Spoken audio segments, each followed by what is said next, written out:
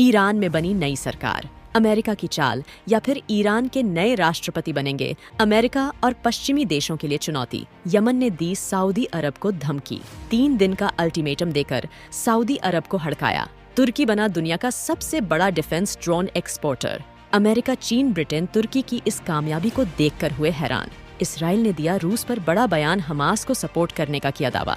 भारत के प्रधानमंत्री रूस के दौरे पर रवाना। इसके अलावा आधार कार्ड को लेकर एक चौंकाने वाली खबर सामने आई है, जिसे जानेंगे वीडियो के आखिर में। तो चलिए सबसे पहले बात करते हैं ईरान की। ईरान के पूर्व राष्ट्रपति की मौत तो आपको याद ही होगा, जो 19 मई 2024 को एक हेलीकॉप्टर हादसे में मारे गए थे। उनकी मौत के पीछे इजराइल का हाथ बताया जा रहा था, जिसके लिए एक खास कमेटी भी बनाई गई थी। लेकिन इस बात के पक्के सबूत नहीं मिले थे कि इसराइल ने ही ईरान के पूर्व राष्ट्रपति इब्राहिम रेजी के हेलीकॉप्टर को क्रैश करवाया था। धीरे धीरे वक्त बीता और ईरान को अपने नए राष्ट्रपति की जरूरत पड़ी, जिसके लिए चुनाव कराए गए। पहले चुनाव में कोई नतीजा नहीं निकला, लेकिन जब दोबारा चुनाव कराए गए तो ईरान के नए राष्ट्रपति के तौर पर मसूद पेजेस्कियन को चुना गया।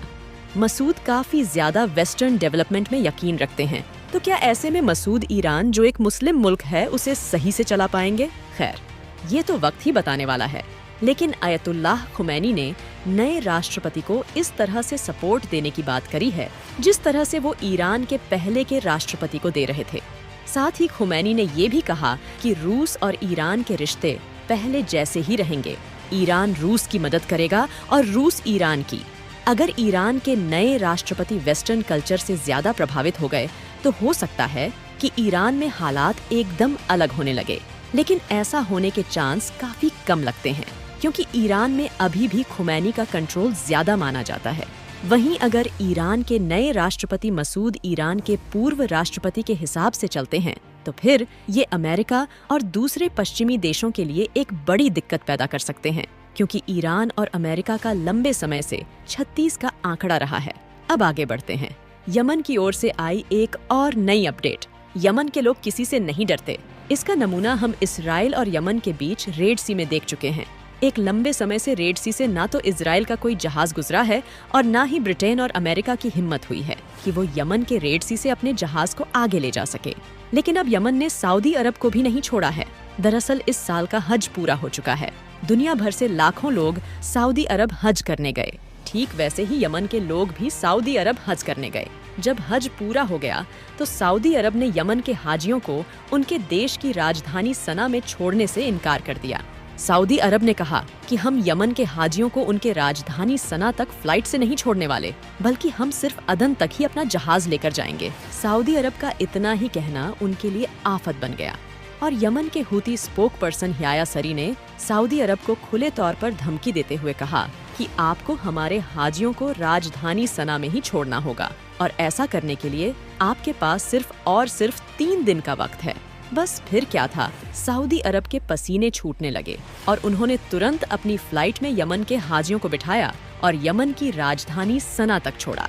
एक और बड़ी खबर इसराइल और लेबनान से निकल कर आ रही है। लेबनान के हिजबुल्लाह ने इसराइल पर एक बार फिर से ताबड़तोड़ हमला शुरू कर दिया है। एक साथ कई ड्रोन को एक्सप्लोसिव से लैस करके इसराइल की क्रियत और समूआ इलाके में गिराया है, जिससे इसराइल को एक बार फिर काफी नुकसान उठाना पड़ा है। साथ ही लेबनान ने मिसाइल से भी इसराइल की सैन्य ठिकानों को निशाना बनाया है, जिससे इसराइल के नेतन्याहू बुरी तरह से बौखला चुका है और उसने बयान दिया कि हिजबुल्लाह के पास जितने भी एडवांस हथियार मौजूद हैं, उन्हें न सिर्फ ईरान दे रहा है, बल्कि बड़े पैमाने पर रूस भी लेबनान को हथियार सप्लाई कर रहा है। एक बड़ी अपडेट तुर्की से निकलकर सामने आई है, जिससे पता चलता है कि तुर्की अब दुनिया का सबसे बड़ा मिलिट्री ड्रोन बनाने वाला और दूसरे देशों को बेचने वाला नंबर 1 देश बन चुका है। आज के समय में तुर्की लगभग 34 अलग अलग देशों को अपने मिलिट्री ड्रोन एक्सपोर्ट कर रहा है। इसके अलावा हाल ही में तुर्की ने एक ऐसा मिलिट्री ड्रोन टेस्ट किया जिसे अमेरिका के ड्रोन MQ-9 रिपर का भी बाप माना जा रहा है। तुर्की की एक कंपनी बाइका ने किजिल एल्मा नाम के ड्रोन की सक्सेसफुली टेस्टिंग करी है। ये ड्रोन जेट इंजन से लैस है और एक साथ कई सारी मिसाइल्स को लॉन्च करके उड़ान भर सकता है। एक समय था जब अमेरिका और चीन की मिलिट्री ड्रोन्स को दुनिया जानती थी, लेकिन आज तुर्की इस फील्ड में सबसे बड़ा मार्केट बनता जा रहा है और 34 अलग-अलग देशों में अपने मिलिट्री ड्रोन बेच रहा है। एक बड़ी अपडेट भारत और रूस से मिली है। भारत के पीएम नरेंद्र मोदी आज से रूस के दौरे पर हैं। रसिया यूक्रेन वॉर से पहले भारत के पीएम 2019 में रसिया गए थे। बताया जा रहा है कि भारत और रूस इस मीटिंग में कई डिप्लोमेटिक डील्स पर साइन कर सकते हैं। साथ ही भारत रूस के साथ बायलैटरल ट्रेड को और आगे बढ़ाने पर जोर दे सकता है। वैसे तो ये भारत का दौरा है, लेकिन इस पर सबसे ज्यादा निगाहें अमेरिका की बनी हुई है, क्योंकि अमेरिका नहीं चाहता कि भारत रूस के साथ बिजनेस करें, भारत रूस के साथ किसी तरह की डील तय करें। क्योंकि अमेरिका ने रूस पर सैंक्शन लगाकर रखे हुए हैं, इसीलिए अमेरिका के राजदूत ने भारत को सचेत रहने के लिए कहा है। उन्होंने कहा, अगर भारत रूस के साथ ट्रेड करता है तो उसे सचेत रहना चाहिए। अब देखने वाली बात होगी कि क्या अमेरिका की बातों का भारत पर कुछ असर देखने को मिलेगा, या फिर भारत अमेरिका को नजरअंदाज करते हुए रूस के साथ नए बिजनेस और डील्स पर साइन करेगा।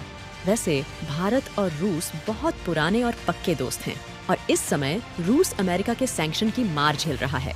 तो हो सकता है भारत और रूस के बीच कई बड़ी डील्स पर चर्चा और साइन हो। अब आधार कार्ड से जुड़ी एक इम्पोर्टेंट खबर को जानते हैं।